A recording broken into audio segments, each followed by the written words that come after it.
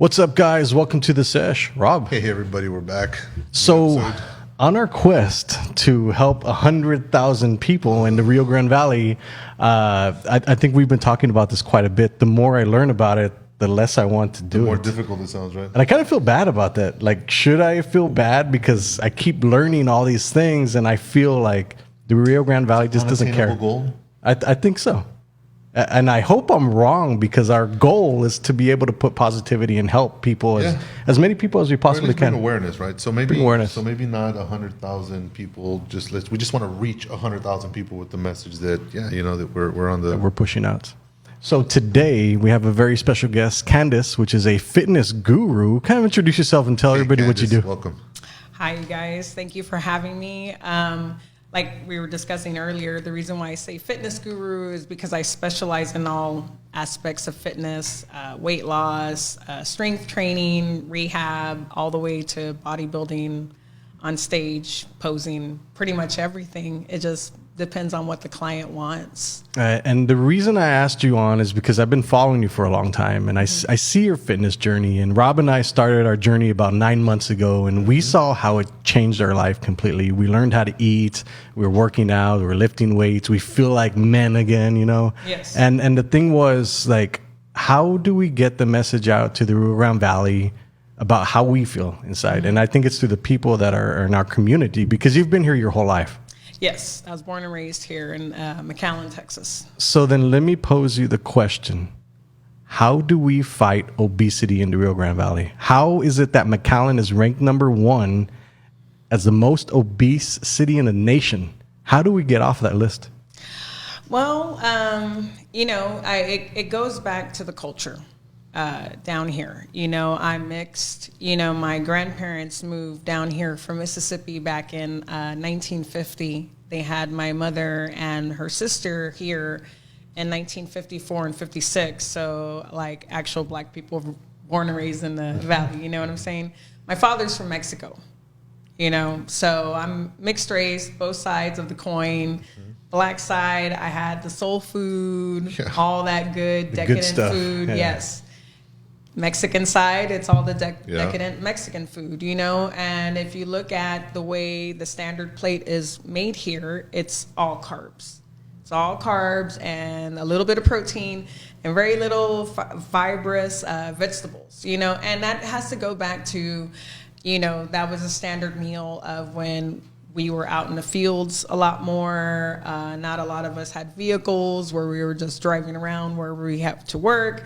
A lot of us didn't have jobs where we were sitting. So life was more labor intensive. So you needed all those carbs in order to have all that energy to move around during the day. Now, fast forward to the future, we're still eating like that down here and we don't do anything. And it's been shunned over the years of, oh, don't get fit, you'll get hurt, this will happen to you, all this stuff. And then there's a lot of the fake influencers as well. But if you go back to the 70s, it was actually very popular to work out. Our president back in, if we go even further Kennedy started a huge program for the U.S. about fitness and all those things. Real important for the kids and adults. But once we got to the 80s, then the carb-rich diet got very popular, and that's when our downfall came, and society itself kept on getting bigger, bigger, bigger. Down here, it stayed like that because we have to remember how many years backwards we are, about 20, 25 years, which I love, honestly, because city life to me, is whack. It's I fast. prefer very slow down here. So yeah, people, they eat that type of food. And then it's like, again, it's shunned to work out. Plastic surgery has gotten very popular as a type of tool to use to lose weight, which is kind of sad because, yes, it can be used, but they should also teach these people the importance of, again, like you guys learned, was eating right first and foremost. That's 80% of the whole equation. Well, the thing about that is it just takes so damn long to get results. Like, I remember I was at least 4 or 5 months in and I barely started to see results. And I was like, oh, this is cool. But it takes that damn long.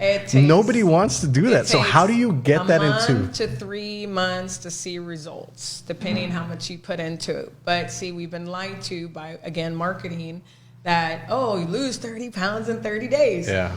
I mean, yes, it could happen, but the person's probably like 500 pounds, you know, over 300 pounds. I had a client that she was close to the 300 range, and yes, she did lose 35 pounds in 1 month. It's not for everybody. But she was morbidly obese, you know? So that fools people that aren't that big to thinking, oh, if I just go 30 days all like hardcore, I'll lose 30. Yeah.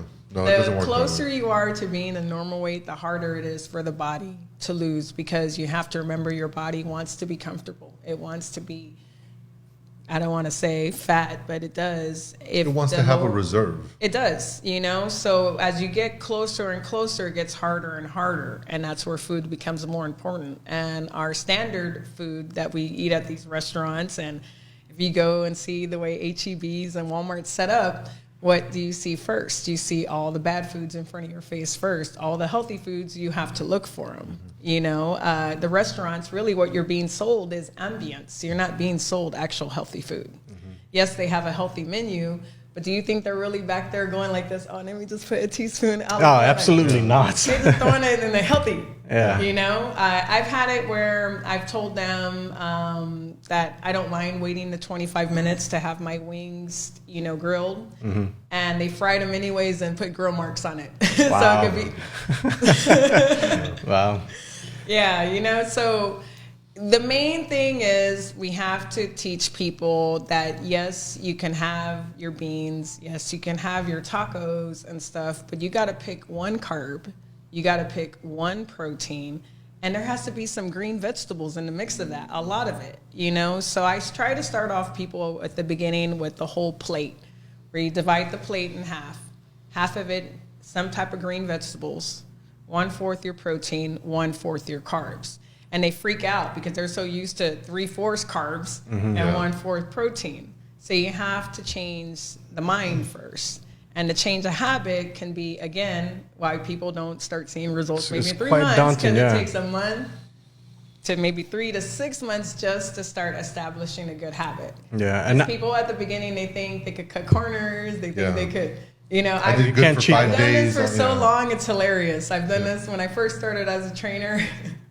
I used to wait to measure people per month, and then like I was like, why aren't people getting results and stuff? And of course they get mad at you. Yeah, yeah, absolutely. Like, oh, I'm spending all this money and why aren't I seeing results? I'm like, okay, these people are spending a lot of money, so what is it that I could do more as a trainer to help these people out, right? So I'm like, all right, I'm gonna start measuring them like more often than the 4 weeks. Well, yeah, I started finding out that they were messing around the whole 3 weeks that I wasn't measuring them. And then as soon as that week I told them, okay, we're measuring at the end of the week, they're trying to fix everything that week, thinking that magically they're gonna. And I never understood that, because it wasn't until I started counting my calories and weighing my food that I really saw what I was eating, what I was consuming. Yeah, it's a very interesting thing. Yeah, it's a lot. Even at home, you know. And that's a lot of it because you're bored. A lot of it because sometimes you can't differentiate the difference between thirst and food. Hunger. A lot of it's stress eating. There's a lot of people emotional that are eating, very stressed out. That's another background of mine. I was when I was 12 years old, I was wearing a size 16 because I was a stress eater. A lot of bad things happened to me in my childhood that, you know, I guess, and they probably could say it because I've never actually gone to like a therapist or anything, but like PTSD and stuff, where I was eating a lot, where I got very big at the age of 12, and then that added the being picked at, wearing glasses. It just snowballed from there. Yeah, so then I don't even know how I learned it, but I became bulimic. So I suffered from bulimia from 12 years old all the way until I found fitness at 27, 28. Wow. So that's why when it gets into other things, like other types of things people do to cut corners to lose weight, I'm totally against. And it does have a lot to do with mental problems too. A lot of people use food for comfort because of the way the food is also made. There's a lot of MSG, there's a lot of things in there that spikes the serotonin levels in the brain that gets them high. So yeah, there is food addiction, there's all that stuff. And the company's actually made that because they've made food so salaciable. Addictive, yeah. Yes. Well, we're screwed. And that's what I tell people. The best way you could do it is to eat clean, which is as natural as possible, and to cook it yourself, which is the hardest to do because there's tons of dishes. You know what I'm saying? Well, the thing also, and that's what people hate the most. Nowadays, everybody's fucking busy.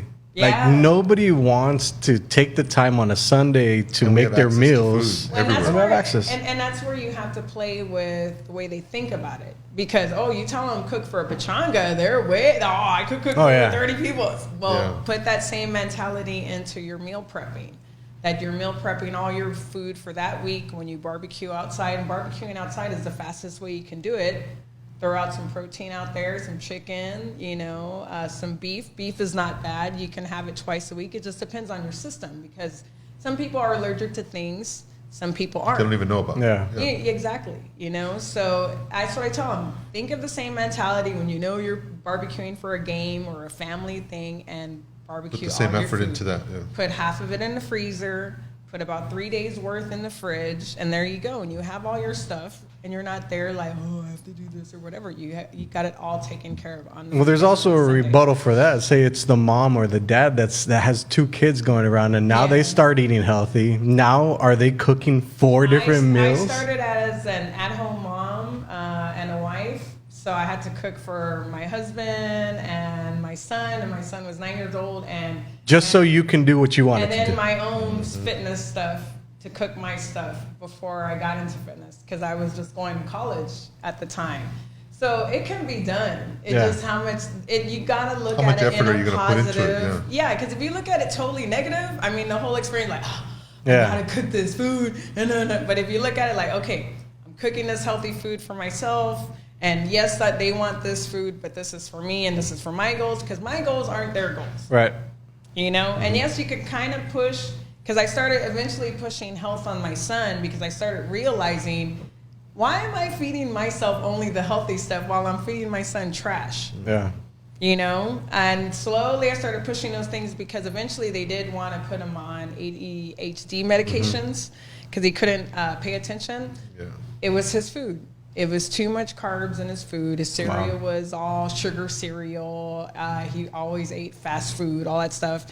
It took me a year to get him off that stuff, and he fought me tooth and nail. He actually called. So how did you do that? Because I think it's a very interesting thing because it starts at the home with the children, and it's a learned behavior. I should have brought him because he thought I was child abusing him. He called CPS on me. I had CPS show up.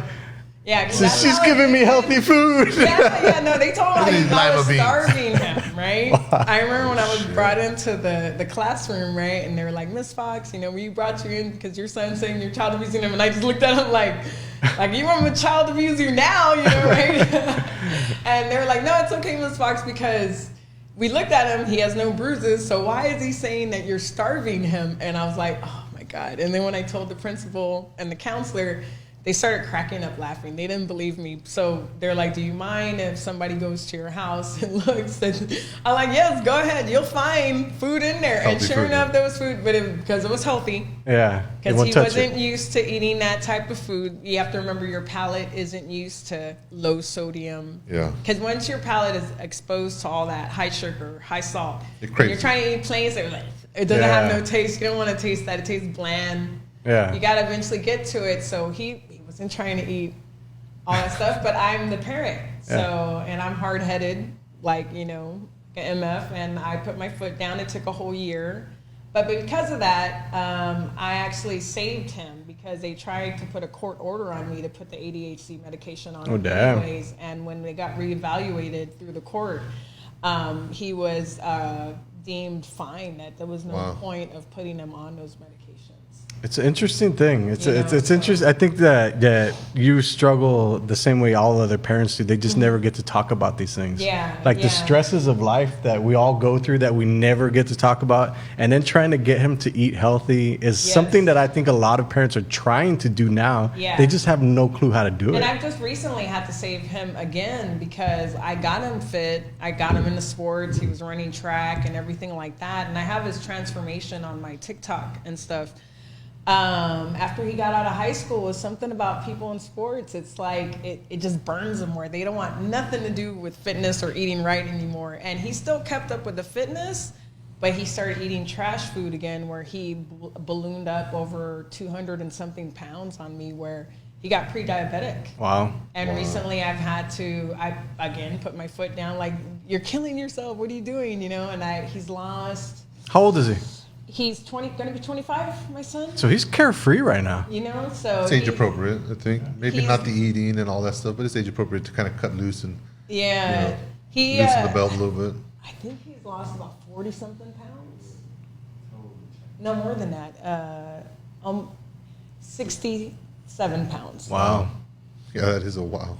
Wow. Well, good for him, man, because I tell you what, it's not easy to do. Yeah, it's not easy to do. No, it's not. I was at 260 some, 270 almost when we started 9 months ago, and yeah, he was 263, and the last time we weighed him, he's 195, and he's 6 foot. Wow. And his neck was turning black on 6'2". him. You know, and all that's cleared up. He's back to looking like a young man. Well, going into that, the diabetic, the pre-diabetic, our goal is 100,000 strong. Let me ask you this question. Our goal as a studio is to help 100,000 people in the Rio Grande Valley live a healthier life and lifestyle through fitness, nutrition, education, information. How would you attack that? How would you go and fight obesity here in McAllen and the surrounding cities? Well, we would have to really, it has to be something fun, because that's what attracts most people. They have to be entertained. And fitness is not fun. No, it's not. So that's where you have to make it fun. You have to make it something that's rewarding for them too. Because a lot of people don't see, like you guys saw, how your strength changed, how you felt better, how things in your life became better. And that was highly rewarding for you guys. A lot of people don't see that. They have to be rewarded, like, with something fun to do or preemptively. Yeah. Well, I'll go as far as saying that even when I started talking about the benefits of strength training and losing the weights, that people got offended because they're not doing it. Yeah. I mean, like, it's the strangest thing in the world. I've been in the business for about 15 years, and I've been on my fitness journey about 17. And I love it because of course, the way I feel and the things that I'm able to do, because I wasn't into fitness at all before, you know. And I get people nowadays like, when are you going to stop all that fitness stuff and just push papers? Like, oh, I made a whole business out of this. Why am I just going to all of a sudden stop and just push papers? Like, why do I need to lower myself for you to feel better about yourself? I mean, I'm totally happy for you if you, like, because, you know, it's that whole body positivity stuff, right? Hey, if you feel great, I feel great for you. Yeah. But, you know, if you want body positivity for yourself, then you have to be the same for someone that's fit. And I see a lot of that being thrown around by people who aren't fit. They're like, oh, well, she looks like a man, or, oh, that's not even realistic, or whatever. And it's like, you know, we just have to be happy for each and every one of us. We're all different. And if you're not into what I'm into, hey, it's all good, man. Yeah. Just be happy with the way your life is. I'm happy for you. Be happy for me. It's just, it's like this, we're all in competing. And it sucks, you know, but that's just society. You know, and the few positive people I'm able to hit, because unfortunately, like, when I do like super huge transformations for people, you know, first they're awkward because they don't feel good about themselves and stuff. And when I give them this body they've never had before, it's always comes to that point in the training where, is this person going to change positively, like, and be thankful for all the stuff that I helped them with, or are the ego is going to take over and they're going to turn into this, you know, like, oh, it's all me, and I'm so this, and I'm so that. Yeah, so, they lack self-awareness. Yeah, and you'll get a lot of that. So when you're in this type of business, you have to be like, am I in this business to really help people, get them in shape and stuff? And even though those things happen, I mean, yeah, it kind of like makes me feel sad that a person can't see, like, hey, this took a lot for you to get here, and you would have never gotten here if it wasn't for my program, my science, all my years of experience. And I'm not asking you to grovel on my feet, but don't act like you did this on your own. Yourself. Yeah. And I've had it too, where these people will sell my programs for cheaper instead of referring those people to me. And it was one of the most hilarious ones. I like to talk to some clients about it, where a person actually like called me and was like all upset that my program didn't work for them. And I'm like, excuse me, who are you again? And I didn't even know who this lady was. And then finally she's like, well, so-and-so, I bought your program from so-and-so. I'm like, well, you need to call so-and-so and ask him why my program doesn't work for them, because it wasn't made for you. Wow, bootlegged, right? Yeah. And you calling me, mad at me because you bought a program cheaper from someone else instead of buying it from me, expecting me to like tell you something, like you didn't buy it from me. You didn't buy it from the person you bought it from. Sorry, ma'am. So let me ask you this question. I feel, and I we've had this conversation before, is that people don't know how to cook. Is that like the far majority of people? You know, when I started learning how to cook like healthy, what I thought was sauteing, I was actually frying. I wasn't sauteing. Yeah. Learning how to poach, learning how to do all those different techniques. It takes a while to learn because we're really just frying and deep frying our food. Yeah, and oil. And that's all we know how to do. Wow. And that's what mostly the popular food is all this. Fried. And if you notice down here, anytime we try to get any type of really good, healthy places, they always shut down very fast. You know, there was that Mediterranean buffet that was going on that was delicious. Fresh food and stuff, they just shut down because everybody's tacos, burgers. Yeah. You know, all the name brand fast foods. Yeah, so basically we're never getting off that list. Well, also that brings in another subject of alcoholism, and so that's a huge thing that I've noticed because my drinking has gone down. I'd say at least 95%. And your coach did tell you the importance of not drinking this, right? Well, I started learning that stuff, so I dived deep into it. Yeah. But I noticed like a lot of people still drink like copious amounts, knowing. Start on Tuesdays. Yeah, knowing the networking events. Yeah, they start from Tuesday all the way to the weekend. Well, the crazy part is that they'll drink, get shit faced, wake up with a hangover, and do it again the next day. Yeah, it's mind boggling. I used to be part of several nonprofits of the board of directors for marketing or IT or membership chairs, and it's all about the wine and drinking and stuff like that. And I would get a lot of the people there that would be like, how can you like be at these events and eat this stuff when you look like that? Because that's when I was still competing as a pro for the World Natural Bodybuilding Federation, because I have 2 pro cards in female physique. It's called Fit Body and female figure, you know? So bring your mic a little closer up. Bring your mic, yeah. So I would get naturally down to 7% body fat. But what I would do is pretty much if I had to go to these events, because, of course, they'll pick at you. Again, like I told you, the body positivity, for them, but not for you. So I'm all fit. Oh, I bet you can't eat that stuff. And if you eat that stuff, blah, blah. So I'm like, okay, so how can I better fit in and show these people that I can mingle with them and still be in shape and, you know, and do my thing here, right? It's basically fasting, and then those 5-course, 7-course meal events that they have, you make up all your calories there.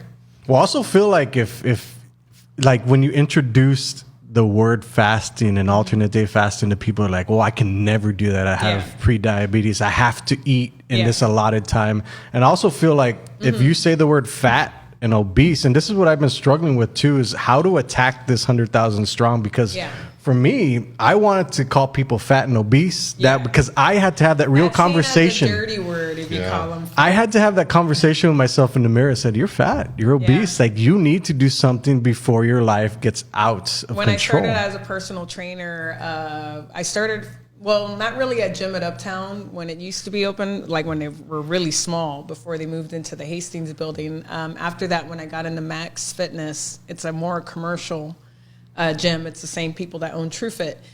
That was a real bad word to be saying to people, calling them, or you are fat or whatever. So of course you would want to talk about obese, morbidly obese, and you would talk about the health risks. I would say morbidly obese is worse than fat. Scary.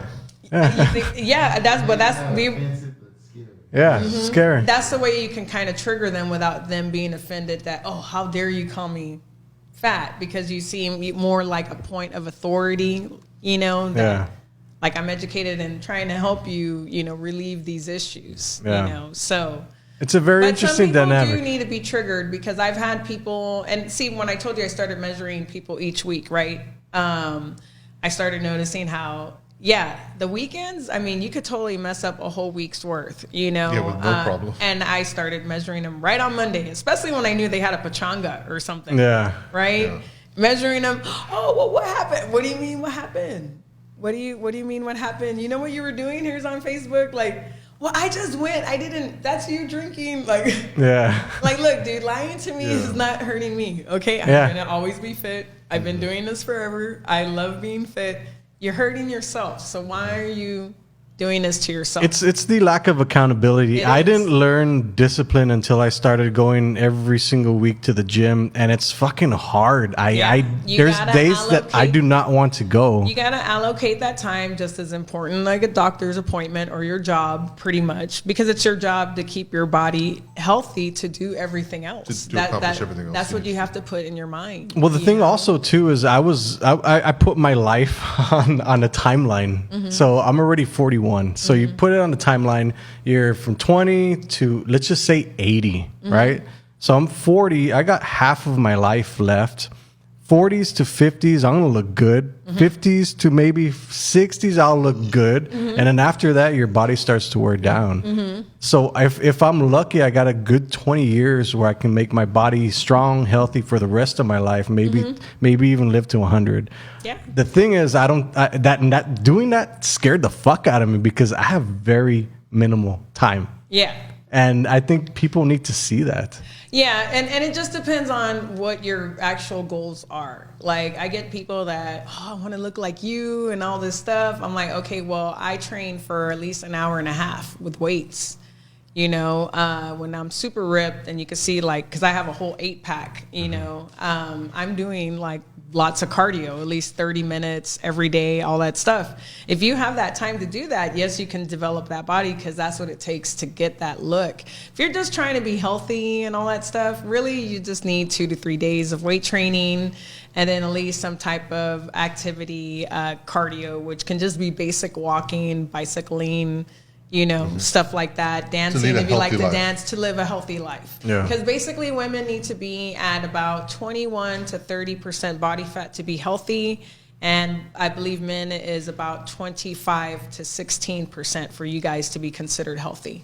Anything below that, like how you see us like super ripped and stuff, that's essential body fat, which is really not healthy. Yeah. Interesting. Wow, that is interesting. Yeah, because you'll see everybody on social media, on Instagram, and we talked about the Liver King earlier. Yeah, like he just got. And I always crack up when people think that, but I used to be brainwashed too. I mean, that's why I never hit weights when I was younger, because I thought I was gonna look like those chicks. Yeah, I thought I was gonna look. I mean, we have to be honest. Their chin looks kind of strong, you know, and their voice is really deep. Well, I didn't know that they were injecting all that stuff until I got ripped myself by just eating clean, and I gained all this muscle out of nowhere just from eating natural foods, you know? So once I figured that out, you know, and everybody's like, wait a minute, you look better than the other trainers. Why do you look so muscular, but your face doesn't look, like, how did you get younger? They were like that, you know? Because it's funny how, if you see my pictures of when I started my journey, like seriously, right? My face looks like a thumb. I look like a tired soccer mom, just wow. Where people don't even recognize me. They see me in the picture that I lost the weight a year later, because first I had to get through 6 months of misinformation. I had to figure out that healthy choice, that's BS. Smart ones, those are BS. All that stuff that they have programmed for you to take, like hydroxycut, all those things. I mean, all that stuff. I mean, yeah, it'll help you. It'll keep your appetite suppressed. But is it actually helping you? Because you need to learn how to eat right. Yeah. You need to learn how to program your body to take food at a certain time. And it doesn't have to be every 3 to 4 hours. There's some people that have certain issues. There's people that are known as the night syndrome, where they honestly aren't hungry all day long until it gets to night.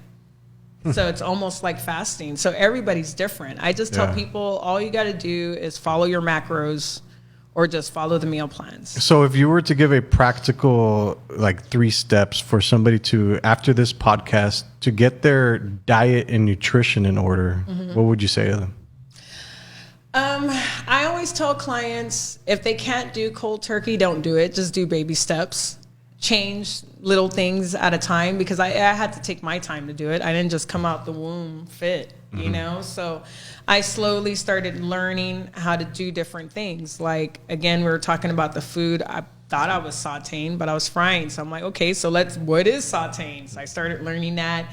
A good resource is gettingwell.com. That's a great resource where you can find awesome recipes that taste good and they're healthy. You know, don't be afraid to try new things beyond tacos and burgers. We love their tacos. Yeah. Or make them healthier. Yeah. Like, I crack up online when people are like, well, that means I can't have my tacos no more. Well, probably not those burrilla ones, but, you know, you can still have tacos, because the corn is your carb, right? The chicken or the beef in there, that's your protein. And just make sure you put enough lettuce and tomato and onions and whatever vegetables pico de in gallo is your carbs right there. And that's your meal. You know, unfortunately, we eat the tacos with all that, with the but rice I have 17 and the of beans. those, and that's my issue. That's where it gets all messed up, because look at all those carbs you ate. Yeah. And that's the portion all that control. energy that you need to expend. And when you don't expend it, guess where it goes? It goes to storing fat. Right to them hips and thighs. Yes, and then the alcohol inhibits protein synthesis. So it makes your body not build muscle and makes you store fat. So it totally works against you. Yeah. You know? One of going back to the Liver King, where he just got busted for taking steroids. Yeah, a whole bunch of stuff. I didn't realize that it's so prevalent here in the Valley. Oh my God. Do you know how much he was paying per month? It's crazy expensive. It was up to $11,000 a month for all his stuff. Damn. Holy And it's crazy because he knows that it's going to shorten his life and that he'll still do it. They get such a huge following. It's insane. On one of my blogs, I did an article about a new client that I got. Her past coach or trainer, she told her, like, hey, is there like something I can take so I can, you know, lose the fat faster or whatever? She's like, oh yeah, take this, but didn't tell her what it is. And that happens a lot of very common down here too, where people don't realize that they're taking SARMs or steroids. So people just blindly give whatever the coach gives them? It's amazing that these people just taking like, so sometimes I'm not surprised when there's people that get messed up on fentanyl. They just taking stuff and not even like knowing who the person is or whatever. Or where it's coming from. But what she gave her was a steroid, are. and it wasn't even a steroid to get lean. It was a steroid to get big, you Wow. know? And Will, he listed all the side effects, and I'm like, chick, she trying to make other things get big. Yeah. not leaned muscle, out like you want. She's not even giving you the stuff that you should be taking if you wanted to take that. Did you want to take steroids? She's like, oh no, I didn't want to take that. And you know, it's sad, but there's a lot of people that push that stuff because they got to also take care of their own habit to be that size. Because as soon as they're off of it, the muscle disappears. So you have to stay on that forever. Yeah, and like I just told you, Liver King, it's on there that he, at one point he was paying $11,000 a month for his stuff. For his physique. So I will these say, other coaches and these other trainers get their clients hooked on it. That becomes their source of income for their own. And then it's a vicious cycle after that. And that's why it's gone so prevalent in bodybuilding, so prevalent in football, basketball. I mean, it does make them faster, harder, stronger, but only for a short temporary time. Yeah. They got to keep taking it, you know? And a lot of them don't think about cycling off, which you're supposed to. They just keep taking more and more. And then that's why we're ending up with a lot of these deaths. And at a very young age, too. It's very sad to see. In their 30s, mid-20s. And that's the sad thing, I'm sorry. Yeah. The people that follow him actually believe Yeah. he was clean. Uh-huh. So they're trying to do this The right way. pushing themselves beyond the limit, even at a young age. Well, I would say also that the education is not there because you and now that we're going through this thing and we're trying to gain as much muscle as humanly possible, and you can only gain a certain amount of muscle per week, and I'm force feeding myself. It's hard to fucking build muscle. Well, that's where supplementation comes in. That's where your protein shakes come in. Well, even at that point, like it's a slow ass process. Oh yeah, you just got to be patient. But it's the best policy because I mean I've never had a desire to cheat. You know, people they're like, Candace, whatever, she did something. Like, no, I don't. I already got a deep voice. And the reason why I got a deep voice was because I was a smoker for many years, you know.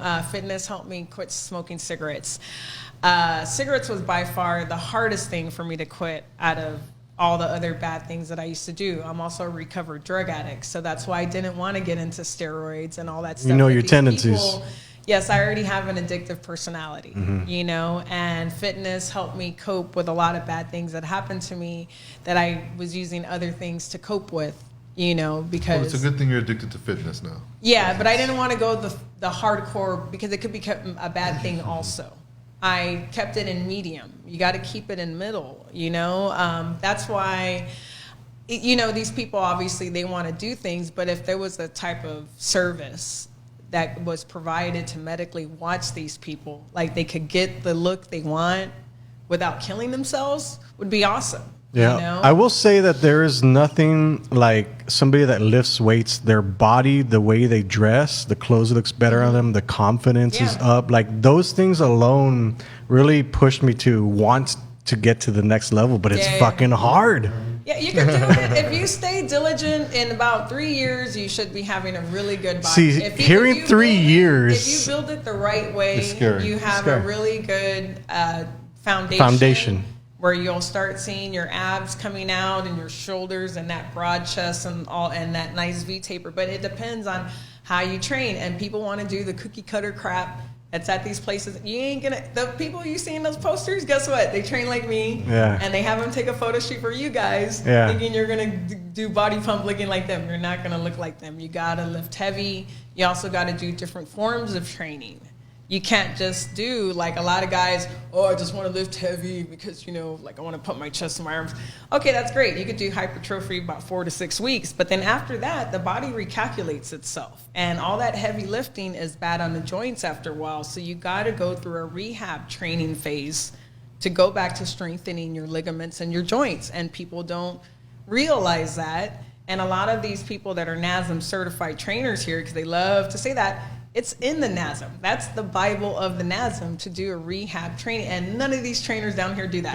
As soon as they come into the gym and you're like, let me check out the gym and the trainers, where do they take you? Straight to the machines. Yeah. You don't see none of these people training their clients on stability balls, on BOSU balls, where it has to start off with that. Or after they get them through the whole phase of starting from the bottom all the way to hypertrophy, after that, they have to go back through that cycle of rehab and then back up to whatever their next goals are. Yeah. So every 4 quarters, you're changing your types of training in order to get the ultimate body. And it takes different forms of expertise. It's not just lifting. There's yoga involved. There's balance training involved. There's all these different techniques. Yeah, I never valued a trainer before. Like when we started working out, a shout out to our trainer Mike at BDA. He actually took the time to teach us how to lift weights. Like we weren't even allowed to touch heavy weights until 3 months. Till we got the technique right, and that's the one thing that stuck with me. You got to learn how to lift your own weight first and foremost. If you can't do a push up, I mean, come on now, you know, like you got to be able to do a single leg squat with your own body weight before we throw you on a squat rack or whatever, because you got to strengthen those joints and ligaments, and that core strength is needed for that stuff too, you know, and they don't do that down here. Yeah, Mike did. Mike really, to the point where we were frustrated already. We were like, dude, when do we get to go? Dude, when do we touch weights, bro? I get a lot of guys, and it doesn't matter how older they are. I had a 73-year-old Ranger, ex-Vietnam vet, right? All he had been doing was yoga for a long time, right? Before that, he was just a professor. He was my professor at Pan Am, you know? So he wanted to get into weightlifting, you know, and stuff. So, of course, with the beginning stuff. I mean, yeah, you do yoga, dog, but you don't do resistance training. That's totally different, you know? So it got to the point where finally we got him to do dumbbell chest press on the ball with 25s, right? He like, well, when I was 21, I used to ball. How long ago was that? Yeah. How long ago was that? And were you doing that this entire 50 years? Yeah. You were just doing yoga. So get your butt over there with those 25s and go do that damn exercise. Until we get you from the 25s to the 30s, 35s, 40s, all that stuff, then we can start doing barbell chest press stable. You know what I'm saying? Like, you got to gradually grow, get there, and you just got to be patient. You got to remember that you guys have been polluted by marketing where, like, all of a sudden, like plastic surgery, you're in the body. Like, no, it's not like that, you know? And then you got to remember when those people go through that, they cut them up and everything, right? But on the outside, it takes about 3 to 4 months to heal on the outside, but the inside is 6 months to a year. Oh, shit. And if they don't learn how to eat right, swell right back up. Yeah. Exactly. Let me ask you this question before we finish off the podcast. How old are you, and how does it feel to be your age? I'm 43. How does it feel to be your age? A woman living in the Rio Grande Valley. I feel, you know what, honestly, I feel great because, and I hope my friends don't get mad at me, you know what I'm saying? But I see a lot of my friends, and visually I'm stunned because I'm like, man, they look like they've really been through it. They look old and stuff. And then I'm like, wait, we went to school together. We're on the same age, you know? But then I made my changes in my life when I was 27. You know, which was the perfect time to, you know, start thinking about my health and all that stuff. A lot of my friends didn't do that. You know, maybe they were in sports before, but after that, they just totally different lifestyle where, the type of you are what you eat. You're drinking a lot, it ages you. Smoking cigarettes really ages you.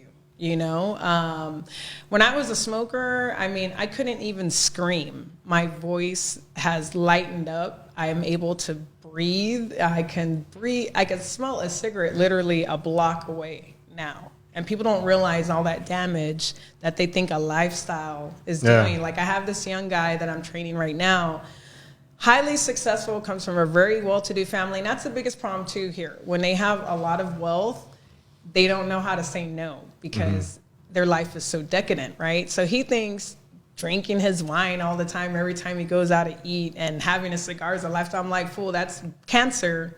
And you're never going to get the muscularity you want because, again, alcohol inhibits protein synthesis. So that lifestyle you're talking about, that's alcoholism. Like, that's not... I mean, if you're having your 2 every now and then, stuff like that, I mean, hey, I have my beers every now and then too, but I'm not every day drinking. Because when I see someone like that, there's something else that you're covering up than just a lifestyle. You're putting a Band-Aid on something, because I've been there, done that, you know? You've gone through it before. You know exactly. Gone through, and fitness has changed all that for me. I feel great, you know, every time I go and work out. So I try to do all those things, and I try to tell my friends that when they want to know. I don't try to be overbearing and, why are you eating this? And why are you eating that? Because I don't want them, they already are against it. They already attack it. You're tiptoeing around everything, You know, so that's why I tell people, whenever you're not happy and you need to change something in your life, something happens, you're starting to take too many medications, stuff like that, give me a call. I'm here to help. Yeah, and I would also say, before we finish off, that now that I started at 40 years old working out and lifting weights, this is the first time I consistently have lifted weights, and you as well? Yeah. So I would argue that for anybody that's between the age of 35 to 45 is the very time to start lifting weights, because you haven't been lifting weights for the past 10, 15 years. Your body's not as tired and beat up. Am I on to something there? I mean... Any time, as they say, is not too late, because even if you're older, like my client that started when he was 73, lifting seriously since the last time he was in the Army as Ranger and stuff, you can still develop muscle and all those things and still protect your bones even though you're older. It's just we have to program people into seeing this as their playtime, as their you time. You need your you time to be able to take care of everybody else. And I tell a lot of my clients, you know, your parents are going to eventually get sicker, and you're going to have to be there for them, because I lost my mom at 33. And I remember a lot of people giving me crap about paying too much attention to my fitness, but my mom was very proud of me because I got myself out of substance abuse, and she saw all the positive things that she told me, which I have to thank her for it, that whatever they say, don't worry about it. I just want you to know that I'm proud of you, and just keep on doing it. You know what I'm saying? So as she got sicker and sicker, guess who was the person that had to help lifting her up? Because the nurses couldn't even do it. The nurses are all terribly out of shape. A lot of them are on Adderall and all these things not to eat and cut up their stomachs to lose weight instead of working out right. So yeah, and my mom, see, I'm 5'6", right? My mom in her heyday was 5'10", super tall black woman. So when she started shrinking, she shrunk down to 5'8", so she was still taller than me. My brother was almost 300 pounds, 6 foot. He couldn't even pick her up. Wow. You know, I was the one that would pick her up off the bed so the nurses could change everything for her because it was hospice and stuff, and lay her back down. The person that was the strongest, that kept up with their training. And then I was the only one that was mentally sound with everything that was going on because everybody was with their emotions, drinking too much, watching, you know, her eventually wither away because it took a while to see that. You know, it wasn't like an instant death. You know what I'm saying? So fitness really comes in hand, not only just how you're feeling currently, but when it comes to that time where you need to be there for your parents and helping them walk and things like that. And eventually, I mean, that's an end for all of us. Yeah. Where hospice is there. And like I said, the nurses couldn't even pick her up. My brother, big man, couldn't do it. I was the one deadlifting my mom, picking her up, holding her in place until they would move everything and putting her back down so they could change her. Yeah, a lot of us are living in quiet desperation and slowly dying. It's a very sad thing to see. You're living to die. Yeah. So I want to be able to take a shit by myself when I'm 80. That's my thing. I want to travel the world and be in my 60s and being able to walk and do all those things. I was seeing how people work so hard for their education and their career that by the time they finally make it, their health is terrible. They don't have and they're the health just paying to do anything with the time that they're already in the earning, hospitals and all that stuff. And that's why I try to educate them on that, to seeing the positivity of them doing the small investment, because of course they're always like, oh, it's too expensive, all this stuff. Do you realize how much hospital bills cost? Mm-hmm. This is a very tiny investment to keep you away from that. Yeah. You know?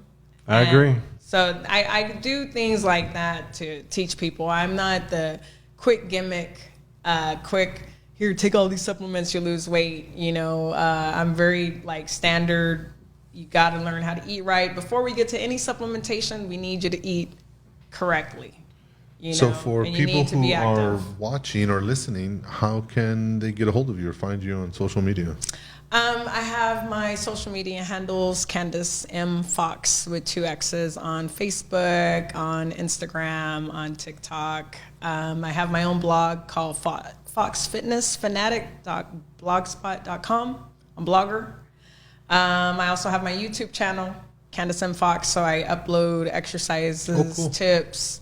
I actually have my own podcast where we're exposing trainers down here that actually are legit trainers and will get you the results you want. It's called South Texas Bodybuilding and Fitness Organization. Okay. So we're on episode 8 with my media man here, Will. Give him a shout out. Will, jump in there real fast, man. My media guy. Will's been running around back here. Boy Entertainment. Yes. You know, so they can find me there. Also, they can text me at my cell phone, 956-483-3246. All right, guys. So our 100,000 strong campaign, help us out. Share this message. We're trying to give positivity and health and nutrition advice, and it's, you know, we're not the experts here. We have experts on. We're bringing them on for you guys. Bringing them on for you guys. So hit them up. Call Candace the Health Guru, and we'll get you started. See y'all next time. Peace.